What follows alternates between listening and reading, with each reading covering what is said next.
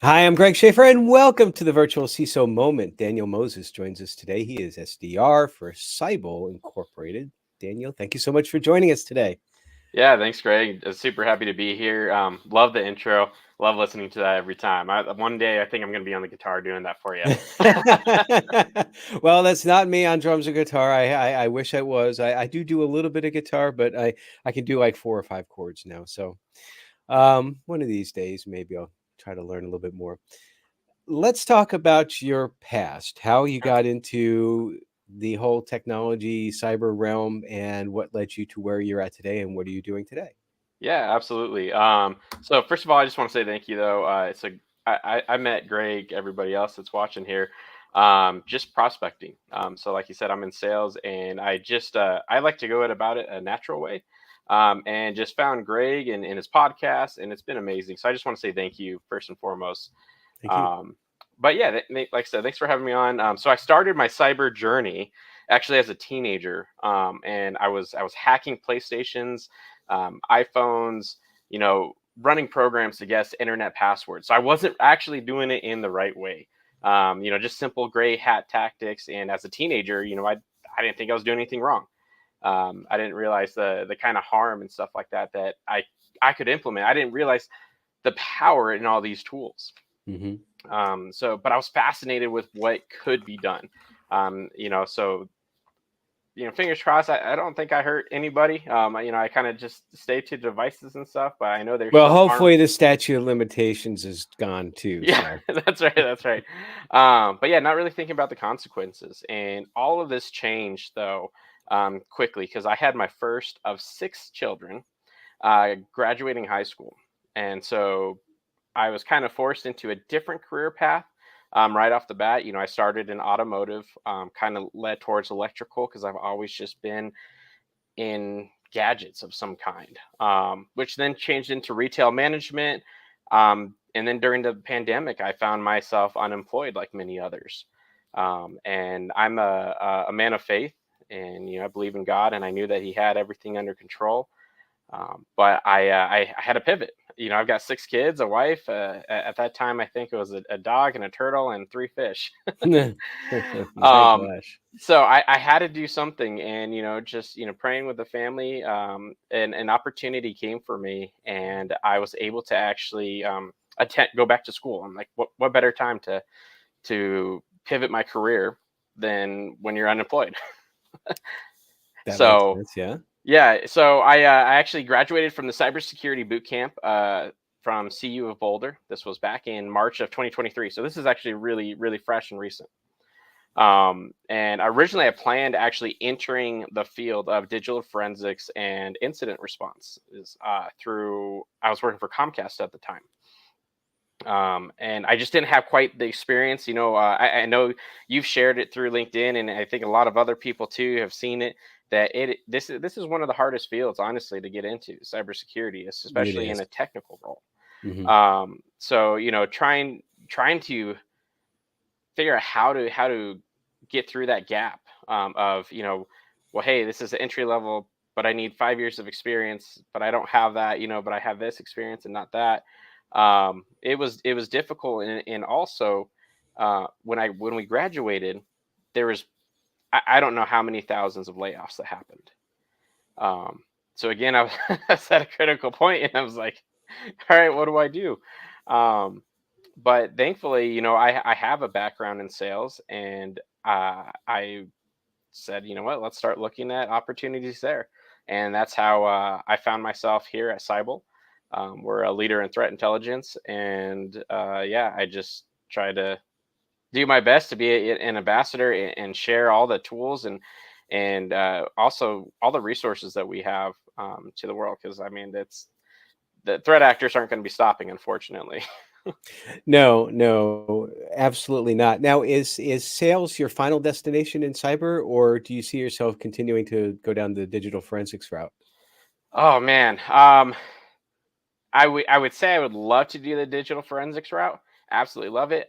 But I'm having so much fun right now in sales. Honestly, the community that I've it's just like none other, really. Once you're in and you and you're not afraid to go and talk to people and shake hands and stuff. um, I have learned just phenomenal stories from pioneers in the industry, which is just something that just fascinates me. Like I said, I've always um, loved what could be done. And so kind of Mhm. hearing other stories, where they were way more advanced than I was. But hearing, what they did and how they got to where they are and the things that they do to help protect the people. I just love that. And sales gives me such a flexibility, especially with my family and um, opportunity to travel and meet other people. Right now, I can't say that I'm going to leave it yet. No, and I think that's great. The reason why I brought that up is that obviously you see this too on LinkedIn a lot, where it is very difficult to get into um, cyber at this point in time, particularly on the entry level. And I've shared. I'm going to be very brief with this, but I've shared this on LinkedIn before, where really my background is not IT cyber at all. My education, I was mechanical engineering. I was originally aerospace engineering. Well, this was during a time where we had something called the Cold War, and the Cold War ended. And when the Cold War ended, there was a glut of aerospace engineers. We weren't going to go to Russia anymore. We weren't going to go to war with Russia anymore, Right. or with the Soviet Union. So I had to pivot to mechanical engineering. But during that time, I was working as a network repair technician because I thought that this computer networking stuff was kind of cool. Part time, it paid well at the University of Buffalo, and it was right on campus. So it was very convenient. The reason why I bring that up is that sometimes your path is not necessarily what you think you want it to be. It's always good to look in different areas, and sometimes you find, like, I'm glad that I've had 30 plus years now in cyber, and it's always good to, you brought up faith. It's always good to, if you're a person of faith, to pray about it, about what Yes. is God's will for your career as opposed to yours. So I really appreciate that portion of it. But now, in your role, I'm sure you're talking with a lot of folks that have a lot of problems in cybersecurity, and they're looking to you, your organization, to help maybe provide a solution for that.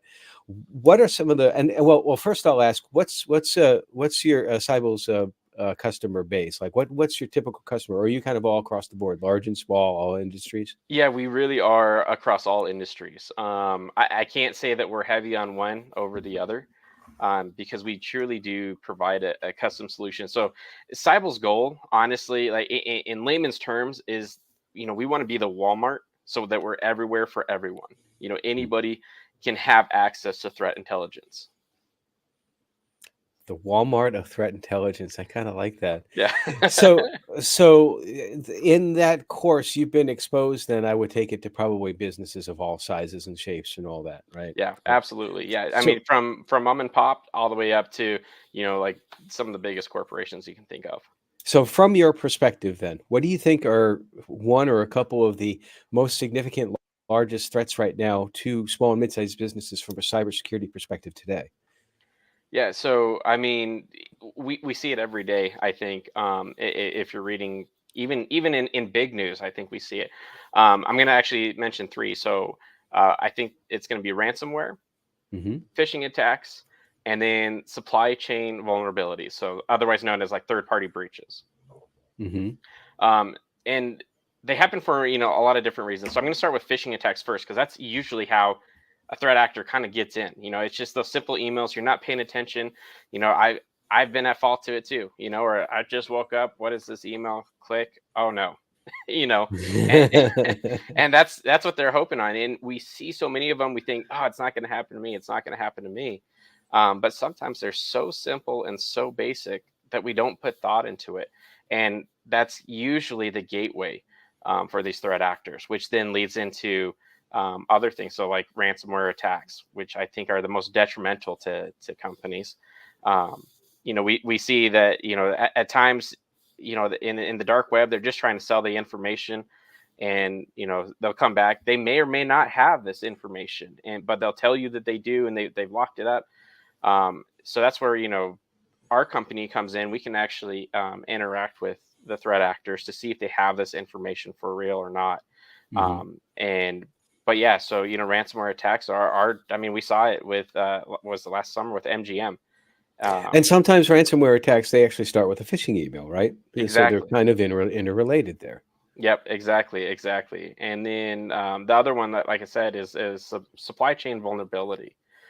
So what that is small and mid-sized businesses, they have to rely on third-party vendors, sometimes, whether it's for an application or just even I've even talked to like physical security where they're using cameras, and those cameras that they're using to monitor the place might have a vulnerability in itself. But if that company doesn't share that, then they're left open.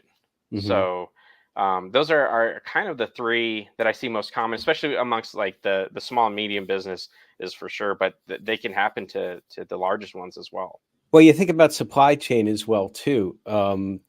For sometimes the small or mid-sized business is the first leg in that supply chain, Yeah, and there is an increasingly more attention on looking down the supply chain to the beginning to ensure that even at the beginning that the products that are made are, I mean, how many times do we hear that there was a major structural failure somewhere because of a substandard bolt? Just, yeah, I'm absolutely. not saying I'm not saying that that's the case what happened with Boeing and the Alaska Air and the door blowing out and all that, but that was like what was in my mind. It's like, well, maybe it was just like a simple bolt. And you think about these large organizations that have these complex products they produce, and all Mhm. along the line that you have the supply chain there. So the only reason why I bring that up is that SMBs kind of have to look at it from that way as well too, because do you help them at the very least with your product demonstrate to others who are their customers that their security is okay? Yeah, exactly. So that's one of our pillars that I'll say is our third party. And we have a really rigorous scoring metric that we put together for that. So, if a company wants to see, well, hey, here's all my vendors that I'm dealing with, how are they doing? And so Hmm. we can actually see that because we don't go into your network. We're everything external. So it's something that we can see very easily to see how well are they. Is there any cracks in the systems on their end, or that maybe come into their the company side? But on top of that, so our company is filled with, I want to say, it's pretty heavy, like 80 to 85% engineers Hmm. and researchers. So our team is constantly just on top of things. We're taking in for I want to say it's like 40 trillion bytes of data every day, and ciphering through that just to make sure we're capturing everything that may be going wrong. So I want to get back to fishing for just a moment because Sure. that seems to be a little bit of a problem, even growing a little bit more because of AI, which I'll get to that in just a second. But now, the first thing I'm going to say, and I'm probably going to regret saying this because then it's all, I don't want it to be a challenge to anybody. But as far as I can recall, excuse me, I have only fallen for an email once, and it wasn't really even a fish email, but it was an exploit, Yeah. and it was from an organization I trusted at the time, Tennessee Board of Regents, and it was a macro exploit on a Word doc. Which, first of all, if there's anybody out there who wonders why I always ask for resumes in PDF form only, that's why. Yeah. And yes, that Yeah. was 25 years ago, but it sticks with me because that's the only time. But back then it was like it wasn't really a phishing email. I expected the email to come in. It just happened to be another Mhm. vulnerability, but I expected that email. They were a trusted source. A lot of times we've seen with phishing, we've traditionally said if you get an email, well, look at it closely. Is there bad grammar? Is there bad spelling and this and Mhm. that? And that's how you can identify it. But now you got AI coming along, and all you have to do is ask Chat GPT, "Hey, construct me an email, phishing email to get Daniel Moses at Cyble to click on this link," and they'll be like, "Okay, well, here's three examples of how we can probably phish him." Where do you think that this thread is going as far as phishing in general? Just from your opinion. That's tough, because I think fishing has really been one of the, time as old as, well, tale as old as time. There we go. It's something that's, like I said, it's probably one of the most simple attacks that has the most powerful use to it. Because if it gets clicked on, You can, it could be something as a simple prank to as trying to completely, destroy a business or company or person. Um, so, like you said, with AI, I mean, there's a lot of AI is a powerful tool, and it can be used for good or it can be used for bad. Hmm.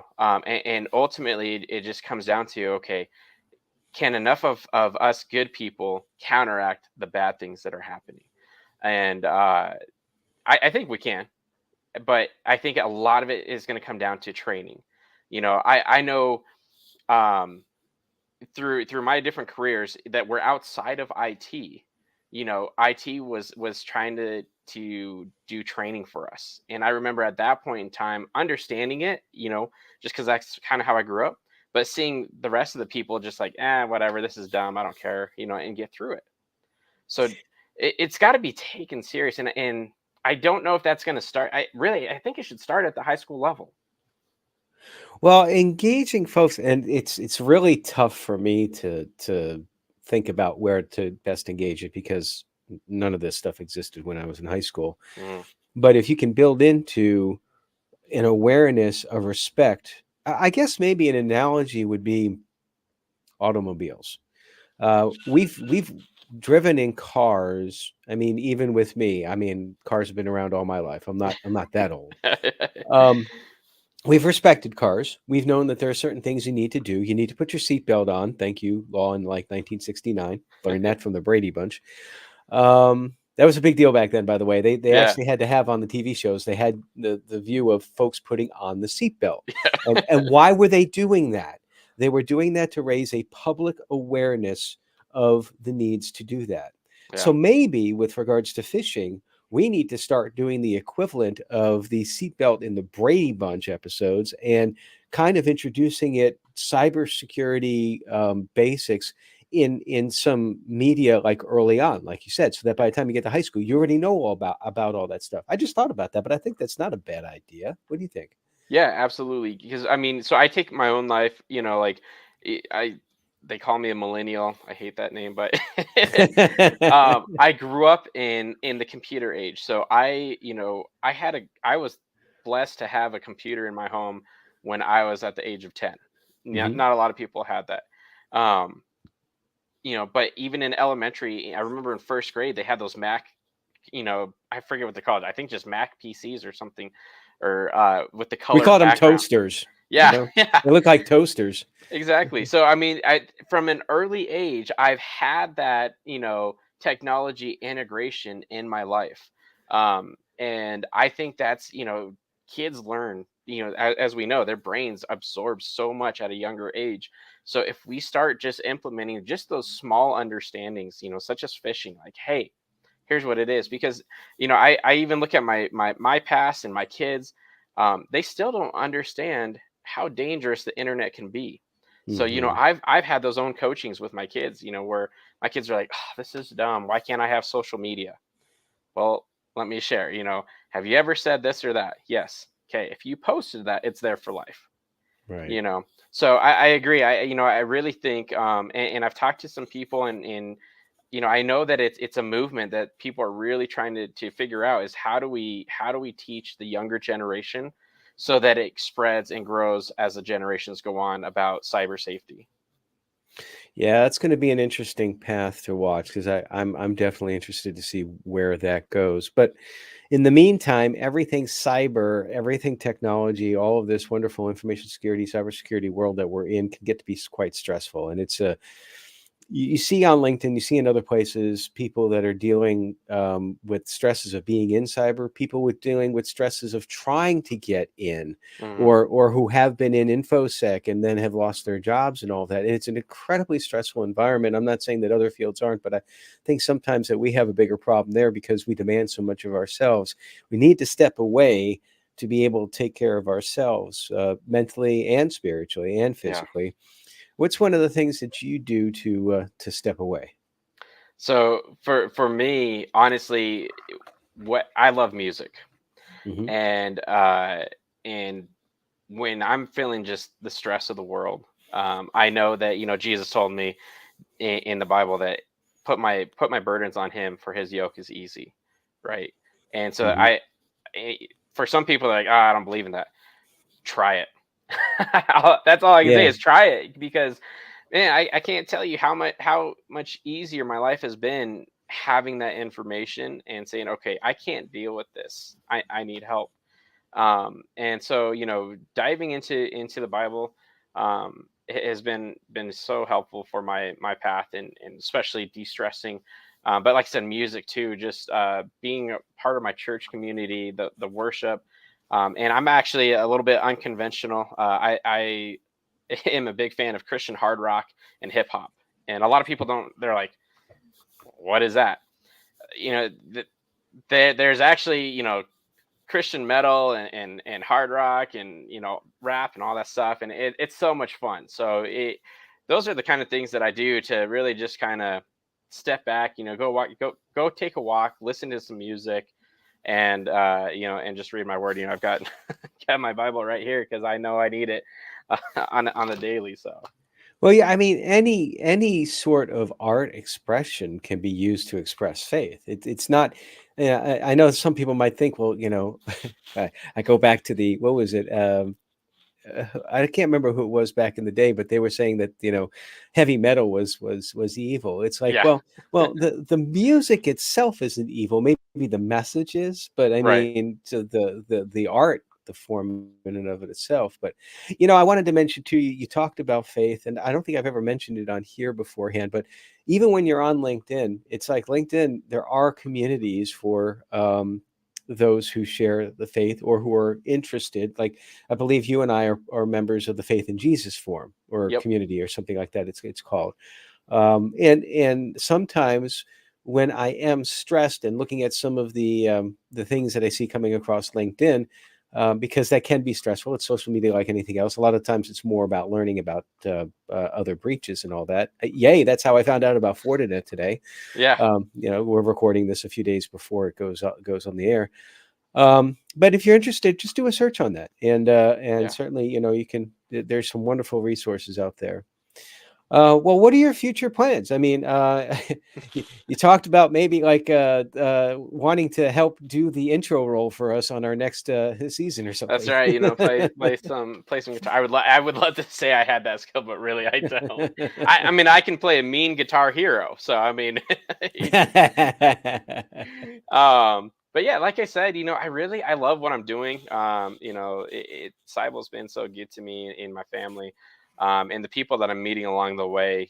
Just doing life and loving on others. It's you kind of going back to that health thing that you're talking about. It literally just had a post yesterday where someone was posting, had a not a meme, but it was a picture, and it was talking about just your different health levels and things that you can do to de-stress. So kind of all goes together. And I've really, really just been thinking about that a lot lately in what I can do to help. And so there's a couple people I've been talking to that I know they're creating a mental health awareness for RSA. So I'm hoping to kind of be a part of that, and if I can't be a part of it, I'll at least share about it once everything's kind of set in place. But I agree. I think mental health is something that we take for granted. Um, So RSA is going to have something at the conference on mental health. so it's not going to be at the conference itself. It's going to be an outside source thing. Uh-huh.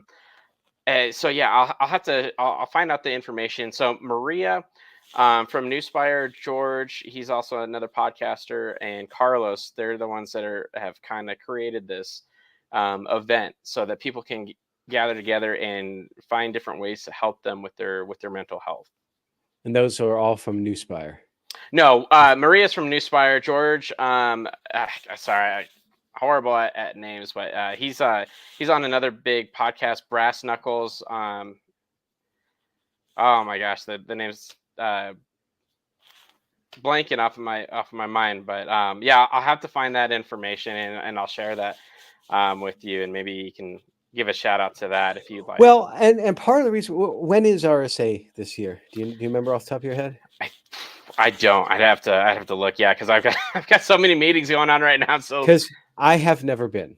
Oh, really? Okay. And I'm thinking maybe this is the year. I'm closer to retirement than I like to think about. And I'm like, at some point in time, I think I need to get to RSA. So perhaps this is the year that I'm going to make it out there. So Yeah, I mean, I've heard it's kind of like Disney, where it's an all day thing. You're just tired at the end of it. But one of those things that you should try to do. At least once in your life, right? That's right. That's right. All right. Um, yeah, yeah. So that's just kind of what I'm at. But the awareness, like mental health awareness, and then like I said, helping trying to figure out. I've been talking to some people about the schools and stuff like that too, and just seeing how we can bring awareness to the kids. And also on side note, don't want to take too much time here, but the older generation too. I think the elderly are left out a lot. So trying to find a way, just kind of to give back and help everyone out. Good stuff. Good stuff. Well, Daniel, it's been a pleasure having you on today. I'm glad we were able to get this all scheduled out. And um, thank you again for being here. Yeah, thank you. Everybody, stay secure.